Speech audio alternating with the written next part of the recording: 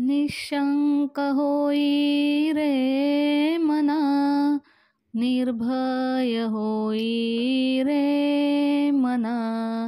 अतर्क्यवधूत हे स्मरणगामी, अशक्य हि शक्य करतील स्वामी. स्वामीमय सुप्रभात मंडळी. मी निधी, आपल्या पॅशनेट निधी या चॅनलवर तुम्हा सर्वांचे हार्दिक स्वागत. तर मंडळी, आजची पहाट आहे 20 डिसेंबरची. तर आजपासून दत्त सप्ताह सुरू होत आहे. तर आजपासून मी सुद्धा श्री गुरुचरित्र पारायण सुरू करणार आहे. तर छान अशी मी बेडरूमच्या गॅलरीमध्ये उभी आहे आणि बाहेर नंदू आहे, ती देवपूजा करत आहे. आणि माझी जी पण काही नित्य कामं आहेत ती मी उरकून घेतलेली आहेत.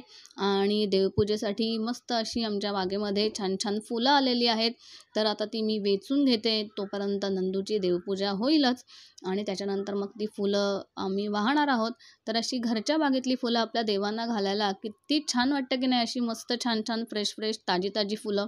आणि जोपर्यंत नंदूची तिथे पूजा चालू आहे तोपर्यंत श्री गुरुचरित्र पारायणासाठी जी पण काही मांडणी करावी लागणार आहे ती मी इथे बाजूला मांडणी करायला सुरुवात करणार आहे. म्हणजे बाजूला देवपूजा पण होईल.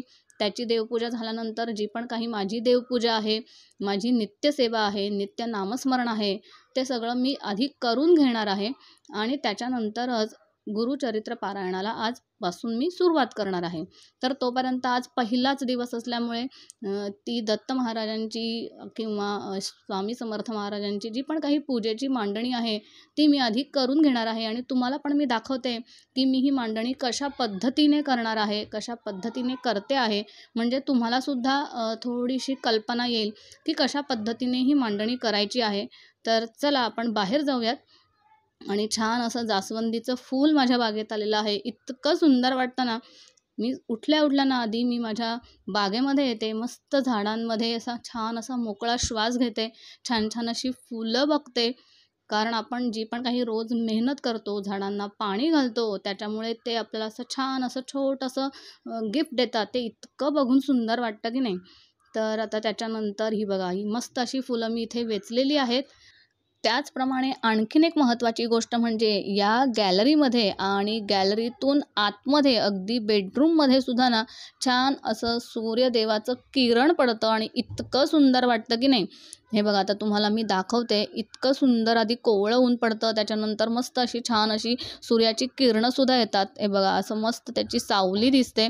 आणि असा जो पण काही सूर्याचा प्रकाश आहे ना तो आपल्या घरामध्ये नेहमी खेळता राहिला पाहिजे, जेणेकरून आपल्या घरामध्ये जी पण काही नकारात्मक ऊर्जा आहे ना ती संपुष्टात येते आणि छान असं पॉझिटिव्ह वातावरण क्रिएट होतं. आणि अशा या कोवळ्या उन्हामध्ये ना निदान आपण 2 ते 3 मिनटं तरी उभं राहायचं आहे, जेणेकरून आपल्या शरीरावर सुद्धा किंवा मनावर सुद्धा जे पण काही निगेटिव्ह भावना असतात त्यासुद्धा संपतात. आणि एक छान असं मस्त समाधान मिळतं, पॉझिटिव्ह ऊर्जा क्रिएट होते. आणि आपल्या शरीरावर जे पण काही छोटे छोटे सूक्ष्म जीव असतात ना, ज्याच्यामुळे आपल्याला काही घात होऊ शकतो, तर असे किटाणूसुद्धा या सूर्यकिरणामुळे मरून जातात. आणि आपले आरोग्यसुद्धा चांगले राहते. त्यामुळे जर आपल्या कोणत्याही खिडकीतून किंवा गॅलरीमधून असं छान असं सूर्यकिरण येत असेल ना, तर अशा सूर्यकिरणासमोर निदान 2 ते 3 मिनटं आपण उभं राहायचं आहे. छान असं कोवळं ऊन आहे ते अंगावर घ्यायचं आहे आणि मस्त असं प्रफुल्लित व्हायचं आहे, ताजंतवानं व्हायचं आहे. आणि आपल्या सकाळच्या पुढच्या कामांना, नामस्मरणाला, पूजेला, जे पण काही असेल त्या गोष्टींना सुरुवात करायची आहे. तर मंडळी, हा व्हिडिओ आहे स्वामींच्या मठाचा. डोंबिवलीमधला हा स्टेशनजवळचा स्वामींचा मठ आहे, जिथे मी आदल्या दिवशी मस्त स्वामी समर्थ महाराजांचं दर्शन घेऊन आली. कारण दुसऱ्या दिवसापासून श्री गुरुचरित्र पारायण आणि श्री स्वामी चरित्र सारामृत या दोन्ही पोथी मी सुरुवात करणार होते. तर छान असं दर्शन घेतलं, गाईला मस्त छान खाऊ घातलं, 4 श्वान म्हणजे कुत्र्यांनासुद्धा खाऊ घातलं. आणि आता इथे सगळी पूजेची तयारी सुरू आहे. तर आता तुम्ही म्हणाल की ही पानं कसली आहे, तर दत्तांना औदुंबर जे झाड आहे ना ते खूप आवडतं. तर हे आमच्या सोसायटीच्या खालीच उंबराचं झाड, ज्याला औदुंबराचं झाड म्हणतात, तर ते झाड आहे. तर त्याची ही पानं बाबा इथे तोडत आहेत, जी मी पूजेसाठी वापरणार आहे. तर अशा वेळी जर आपल्याकडे ही औदुंबराची पानं नाही मिळाली, तर आपण नागवेलीची किंवा खाऊची पानंसुद्धा कलशामध्ये घालतो किंवा आंब्याची डहाळी घालतो, जे पण शक्य असेल ते. तर आता इथे मी पूजेची मांडणी करायला सुरू करणार आहे. तर सर्वात प्रथम असं छानसं मी कमळ घेतलेलं आहे कापडामध्ये. त्याच्यामध्ये एक छोटीशी पितळेची ताटली घेतलेली आहे. त्याच्यात थोडेसे तांदूळ घेतलेले आहेत आणि त्याच्यावर हळदी-कुंकू वाहिलेलं आहे. आणि इथे 2 मी छोटे-छोटे कलश घेतलेले आहेत. त्याला हळदी-कुंकवाची 5-5 बोटं ओढून घेतलेली आहे. त्या पाण्यामध्ये मी हळद, कुंकू, अक्षता, ₹1 नाणं, सुपारी आणि थोड्याशा फुलांच्या पाकळ्या घातलेल्या आहेत. आणि खाली ज्या 2 ताटल्या आहेत त्या पण पितळेच्या आहेत आणि त्याच्यामध्ये मी अख्खे तांदूळ घेतलेले आहेत आणि त्या अख्ख्या तांदळामध्ये मी हळद आणि कुंकू वाहत आहे. आणि जे पण काही कलशामध्ये पाणी असेल ना, त्याच्यामध्ये अगदी थोडीशीच फुलं घालायची आहेत किंवा पाकळ्या घालायच्या आहेत. कारण का हा जो काही कलश आहे किंवा हे दोन्ही कलश आहेत, ते मी अगदी सप्ताह होईपर्यंत ठेवणार आहे. त्यामुळे मग ती कुजतात पाण्यामध्ये. तर या 2 ताटल्या कशासाठी? तर या ताटल्या ना, या कलशावर मी ठेवणार आहे आणि त्या कलशामध्ये ती औदुंबराची पानं मी मांडणार आहे. तर अशी सगळी तयारी मी आधी करून घेतलेली आहे. इथे मी तुपाचा दिवा, अखंड ज्योत मी इथे 7 दिवस, 8 दिवस म्हणजे दुसऱ्या दिवशी उद्यापन असेपर्यंत मी हे 8 दिवस हा तुपाचा दिवा प्रज्वलित करणार आहे. तर अशी सगळी मी तयारी करून घेते आहे. तर ही बघा, ही आहेत ही औदुंबराची पानं, ज्याला मी थोडंसं अष्टगंध लावलेलं आहे, हळद आणि कुंकू लावलेलं आहे. अष्टगंध लावल्याने काय होतं ना, की हळद आणि कुंकू छान असं त्याला लावलं जातं, म्हणजे चिकटतं. तर अशा प्रकारे मी ही अशी 5-5 पानं तयार करून घेतलेली आहेत आणि अशी मी त्या कलशामध्ये मांडणार आहे. आणि या पानांवर मी त्या छोट्या ताटल्या ठेवणार आहे आणि त्या ताटल्यांवर श्री गुरु दत्त महाराजांची मूर्ती आणि श्री स्वामी समर्थ महाराजांची मूर्ती असं ठेवणार आहे. माझ्याकडे दोन्ही मूर्ती आहेत आणि ही मूर्ती ना मी आदल्या दिवशीच घेऊन आली श्री दत्तगुरू महाराजांची. असं म्हणतात ना, की श्री दत्तगुरू महाराजांनीच मला असं सांगितलं, की "तू आता पारायण करणारच आहेस, तर माझी मूर्तीसुद्धा घेऊन जा." कारण मी खरं तर ज्वेलर्समध्ये आदल्या दिवशी जो मी मठाचा व्हिडिओ दाखवला ना, तर ज्वेलर्समध्ये मी खरं तर विष्णुपद घ्यायला गेलेले. तर ते काय त्याच्याकडे अवेलेबल नव्हतं. तर त्यांनी मला सहजच अशी ती श्री दत्तगुरू महाराजांची मूर्ती दाखवली आणि ती माझ्या बजेटमध्ये पण बसली. ती खरी चांदीची मूर्ती आहे. तर ती बजेटमध्ये सुद्धा बसली. म्हणजे माझ्याकडे जेवढी कॅश होती तेवढी त्यांनी घेतली आणि अर्ध पेमेंट नंतर करा असं सुद्धा ते म्हणाले. कारण ते ज्वेलर्स माझं नेहमीचं आहे. तर मला असं सारखं वाटत होतं, की श्री दत्तगुरू महाराज मला म्हणतात, की "तू पारायण सुरू करते आहे, तर तू मलासुद्धा तिथे घेऊन जा." माझ्या डोक्यात होती ती मूर्ती घेण्याची, पण मी दत्त जयंतीला घेणार होते. पण काय कुणास ठाऊक काय वाटलं, की मला असं आतून जाणवायला लागलं, की नाही, आपण पारायण सुरू करण्यापूर्वीच ही मूर्ती आपल्या घरी घेऊन जावी. तर मग त्यामुळे मी आदल्या दिवशी जेव्हा मठामध्ये गेलेली ना, तेव्हाच ती ज्वेलर्समधून मूर्ती मी घरी घेऊन आले. तुम्हाला पुढे दिसेलच, की ती मूर्ती कशी आहे. खूप छान आहे. 98 ग्रॅमची आहे आणि ती दत्तगुरू महाराजांची मूर्ती इतकी छान आहे ना, की त्या दत्तगुरू महाराजांबरोबर गाय तर असतेच, बऱ्याचशा मूर्तींमध्ये गाय असते, पण ह्याच्यामध्ये 4 श्वानसुद्धा आहेत, ज्याची आपण पूजा करू शकतो.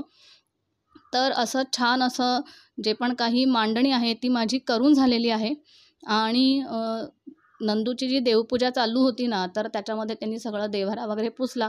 मी सगळे देव उजळून घेतले आणि आता मग प्रत्येक देवांवर मी असा पाण्याने, त्याच्यानंतर जे पण काही हळदीचं पाणी आहे, चंदनाचं पाणी आहे आणि पुन्हा एकदा पाण्याने असा अभिषेक करून घेतला. कारण दत्तगुरू महाराजांचा आणि श्री स्वामी समर्थ महाराजांचा आवडता रंग तो म्हणजे पिवळा. त्याचप्रमाणे हळदसुद्धा त्यांना आवडते आणि चंदन जे आपण अतिशय पवित्र मानतो. तर त्याच्यामुळे मग मी दुधाचा वगैरे किंवा पंचामृताचा अभिषेक केला नाही. तर सर्वप्रथम पाण्याने केला, त्याच्यानंतर चंदनाच्या पाण्याने केला, त्याच्यानंतर पुन्हा पाण्याने, त्याच्यानंतर हळदीच्या पाण्याने आणि पुन्हा पाण्याने. असं मी सगळे देव जे पण माझ्या देव्हाऱ्यात आहेत, त्या सगळ्या देवांवर अभिषेक करून घेतला. छान हळद, कुंकू, अक्षता, फूल वाहून त्यांची पूजा केली, धूप-दीप दाखवला. त्यानंतर मी श्री गुरुचरित्र पारायण आणि श्री स्वामी समर्थ चरित्र जे सारामृत आहे त्याचं पारायण करण्यासाठी जी मांडणी केलेली, तिथे श्री दत्तगुरू महाराजांची मूर्ती आणि दुसऱ्या कलशावर श्री स्वामी समर्थ महाराजांची मूर्ती आहे ती मांडणार होते. तर त्याच्यासाठी ते 2 कलश मी तयार करून ठेवलेले. तर अशी देवपूजा झाली, अभिषेक झाला. त्याच्यानंतर मग मी श्री स्वामी समर्थ महाराजांवर अभिषेक केला आणि ती मूर्ती जिथे जो कलश ठरलेला होता त्या कलशावर मी ती मूर्ती ठेवली. आता श्री दत्तगुरू महाराजांची मूर्ती मी कालच नवीन आणल्यामुळे ना, मी आधी त्याच्यावर पाण्याने अभिषेक केला. त्याच्यानंतर चंदनाच्या पाण्याने अभिषेक केला, पुन्हा पाण्याने, त्याच्यानंतर त्यावर हळदीच्या पाण्याने अभिषेक केला. तर ही ती मूर्ती आहे जी मी कालच ज्वेलर्समधून नवीन घेतली आणि अतिशय सुंदर आहे. बघा, तुम्हाला ती मूर्ती बघूनच कळेल की इतकी मनमोहक मूर्ती आहे ना. श्री दत्तगुरू महाराज आहेत, त्याचप्रमाणे त्यांची गायसुद्धा आहे आणि खाली आहेत ना पाटावर 4 श्वानसुद्धा आहेत. श्वान म्हणजे कुत्रे. इतकी सुंदर आणि मनमोहक मूर्ती आहे ना ही, की ती ज्वेलर्समध्ये बघता क्षणीच मला आवडली आणि मी ती घेऊन टाकली आणि घरीसुद्धा घेऊन आले. इतकी सुंदर आहे ना, जे मला पाहिजे होतं ना मूर्तीमध्ये ते अगदी रेखीव डोळे आणि जी गाय आहे ती, श्वान, असं सगळं त्या मूर्तीमध्ये संपूर्ण मूर्ती होती. तर मग आता या मूर्तीवर मी अभिषेक करायला सुरुवात केली. प्रथम पाण्याने, नंतर चंदनाच्या पाण्याने, पुन्हा पाण्याने, त्याच्यानंतर हळदीच्या पाण्याने आणि पुन्हा पाण्याने. तर आता ही मूर्ती नवीन असल्यामुळे ना, मी जवळजवळ 15 ते 20 मिनटं या मूर्तीवर अभिषेक केला आणि हा अभिषेक चालू असताना ना, पुरुष सुक्तम मी म्हणत हा अभिषेक केला आणि अभिषेक करून झाल्यानंतर त्या मूर्तीच्या छातीवर हात ठेवून मी म्हटलं, की हे दत्तगुरू महाराज, आजपासून मी तुमचं गुरुचरित्र पारायण सुरू करत आहे.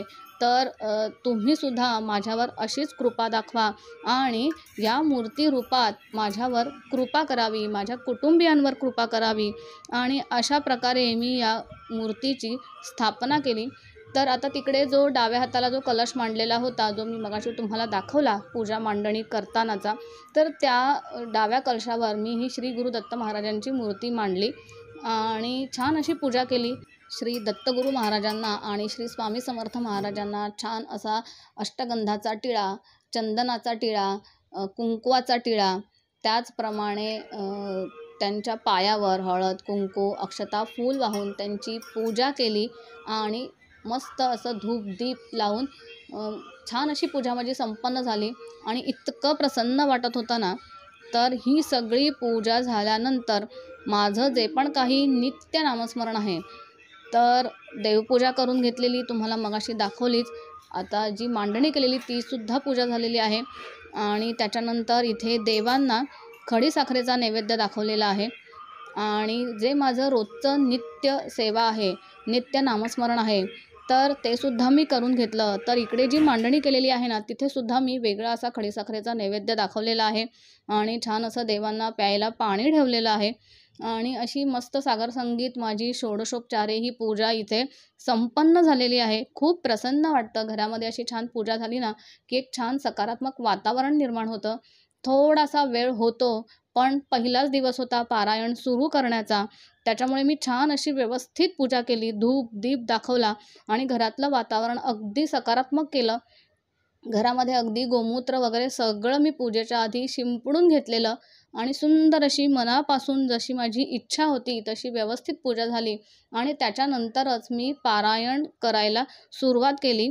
तर बघा, तुम्हाला बघूनच असं वाटेल, हे बघा इतकं सुंदर वाटत होतं ना, खूप छान प्रसन्न वाटत होतं. छान असा तुपाचा दिवा आता इथे मी 7 दिवस, ॲक्च्युली 8 दिवस म्हणजे उद्यापन झालं होईपर्यंत, तर हा दिवा मी अखंड दीप म्हणून लावणार आहे. तर इथे आता मी श्री स्वामी चरित्र सारामृत आणि श्री गुरुचरित्र अशी पोथी ठेवलेली आहे आणि वाचताना ना मी इथे जो मांडलेला आहे ना, तिथे पोथी ठेवून वाचणार आहे. कारण गुरुचरित्र हे पूर्वाभिमुख किंवा उत्तराभिमुख, म्हणजे उत्तरेकडे तोंड करून किंवा पूर्वेकडे तोंड करून वाचायचं असतं आणि माझे जे देव्हारे आहेत ते पश्चिमेच्या भिंतीकडे आहेत आणि पूर्वेकडून येणारं सूर्यकिरण छान असं ते देव्हाऱ्यावर देवांच्या पायाशी पडतं, म्हणून असं आम्ही डायरेक्शन घेतलेलं आहे. पण त्याच्यामुळे काय होतं, अशा पद्धतीने जर देवांकडे बघून जर मी वाचायला बसले तर पूर्वेकडे माझी पाठ होणार, म्हणून वाचताना मी उत्तरेकडे बघून पारायण वाचलं. तर अशा पद्धतीने ना 2 आसन ठेवलेले.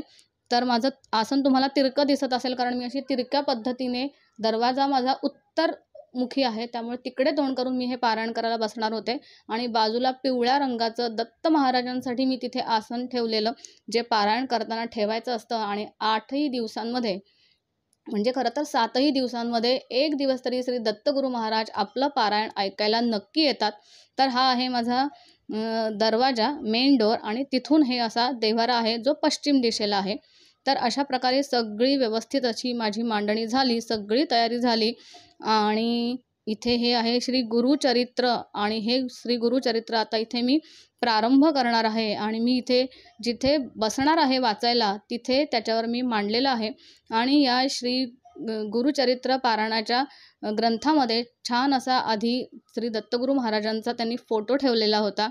आणि त्याच्यानंतर इथे श्री गुरुचरित्र असंही मी आता सुरुवात इथे केलेली आहे वाचायला. आणि मी सुद्धा आता हे प्रथमतःच वाचणार आहे. आणि खूप दिवसांपासूनची इच्छा होती की हे श्री गुरुचरित्र आयुष्यात एकदा तरी वाचायचं आहे.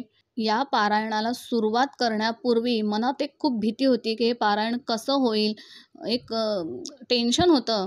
पण हे गुरुचरित्र पारायण सुरू करण्यापूर्वी श्री दत्तगुरू महाराजांना मी मनापासून विनंती केली होती की मी हे पारायण आरंभ करत आहे, तर ते अगदी व्यवस्थितपणे संपन्न होऊ देत.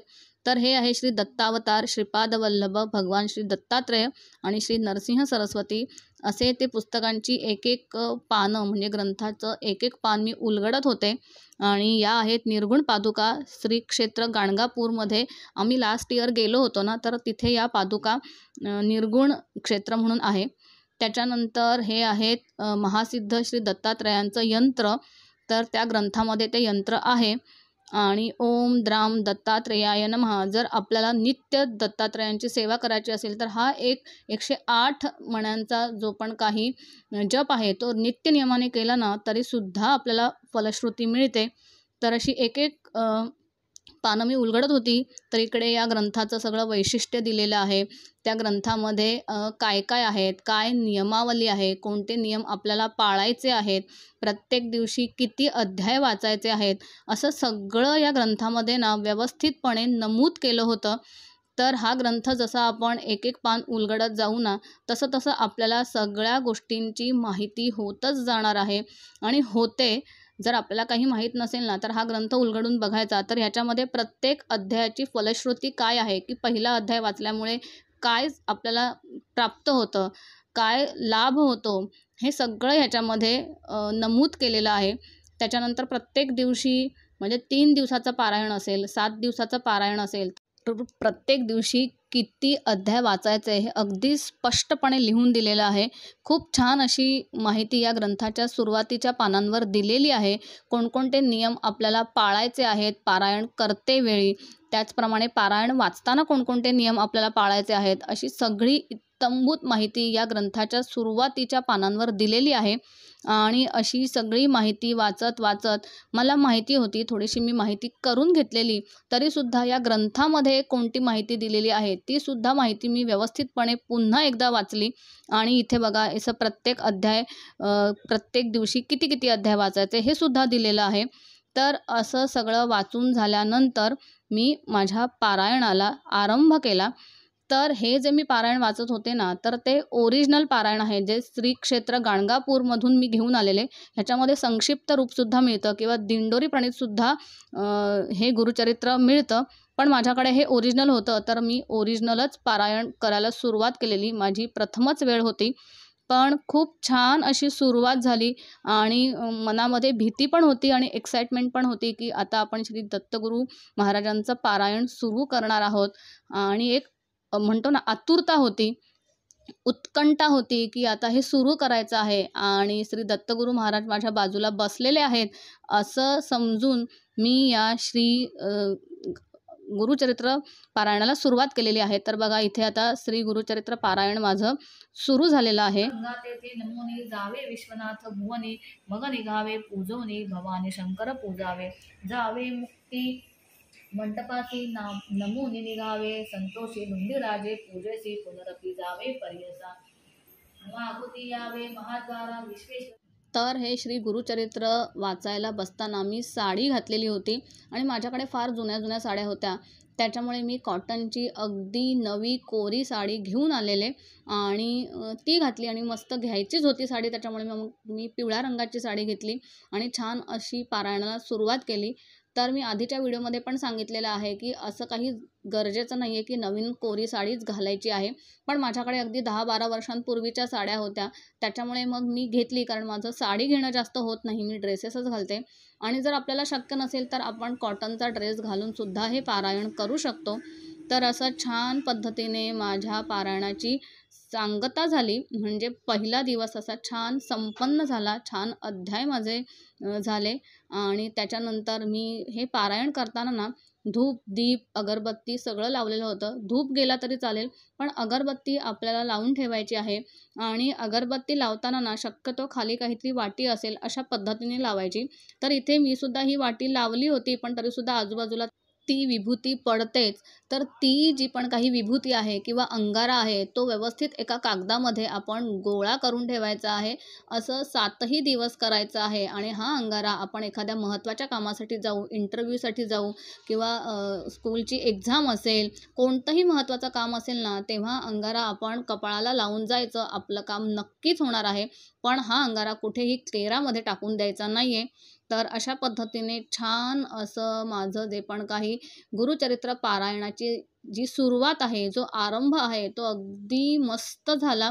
खूप असं सारं टेन्शन होतं, पण एकदा सुरुवात झाली ना, की खूप छान असे पुढचे दिवस जातात आणि अगदी मनापासून केलं ना, की सगळ्या गोष्टी अगदी व्यवस्थित घडतात. त्याप्रमाणे माझंही घडलं. आणि मग हे अध्याय वाचून झाल्यानंतर श्री स्वामी चरित्र सारामृताचे सुद्धा मी अध्याय रोज 3 या पद्धतीने मी 7 दिवस एक पारायण केलं. आणि त्याच्यानंतर रोज आपण जे पण काही जेवतो ते आपण नैवेद्य म्हणून दाखवतोच. तर मग तो नैवेद्य मी रोज दाखवत होते. तर यावेळी मी काय खात होते तर 2 चपाती, थोडासा भात, कारण पौर्णिमेच्या दिवशी म्हणजे दत्त जयंतीच्या दिवशी ना माझा उपवास असतो आणि उपवास हा भातावरच सोडला जातो.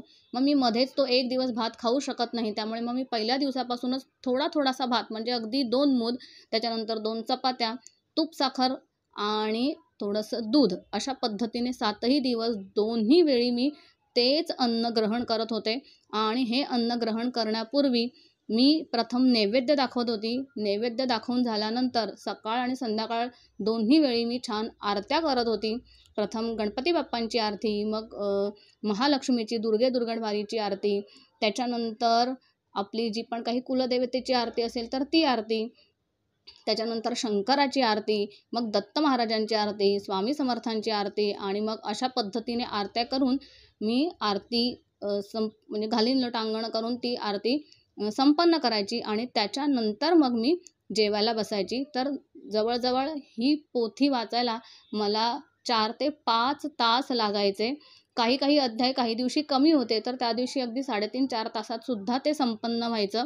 तर त्याच्यानंतर मी अशी जेवायला बसलेली आणि एक महत्त्वाची, एक कौतुकाची गोष्ट मला तुम्हाला शेअर करावीशी वाटते. ते म्हणजे मी अशी छान अशी आरती वगैरे करून नैवेद्य दाखवून जेवायला बसले होते आणि अजिबात वारा नव्हता, पंखासुद्धा चालू नव्हता, कारण माझा अखंड ज्योत इकडे चालू आहे. तर आहे ना, महालक्ष्मीच्या फ्रेमला मी असं हे छान जास्वंदीचं फूल घातलं होतं आणि असं ठपकन आवाज आला आणि ते फूल आहे ना बरोबर श्री दत्तगुरू महाराज आहेत ना, त्यांच्या त्या ताटलीमध्ये पडलेलं दिसतंय बघा. तर असं मी तरी म्हणेन की श्री दत्तगुरू महाराजांनी माझी ही आजची पहिल्या दिवसाची सेवा आहे ना, ती खरंच मान्य करून घेतली. तुम्ही पण मला सांगा नक्की की तुम्हाला काय वाटतं की हा संकेत काय असणार आहे? कारण हे फूल आहे ना खरं तर फ्रेमवर होतं. आधीच्या जर तुम्ही व्हिडिओमध्ये बघितलं तर तुम्हाला दिसेलच की फ्रेमच्या वरती मी एक जास्वंदाचं फूल वाहिलं होतं. तर असा हा छान माझा पहिल्याच दिवशी मला आशीर्वाद मिळाला. तर मंडळी, हा व्हिडिओ तुम्हाला कसा वाटला मला नक्की कमेंट करून सांगा. व्हिडिओ आवडला असेल तर व्हिडिओला लाईक करा, शेअर करा आणि माझ्या चॅनलवर जर तुम्ही नवीन असाल तर सबस्क्राईब करायला विसरू नका. तर पुन्हा भेटूयात अशाच एका नवीन व्हिडिओमध्ये नवीन माहितीसह. तोपर्यंत काळजी घ्या, सेफ रहा अँड बाय बाय.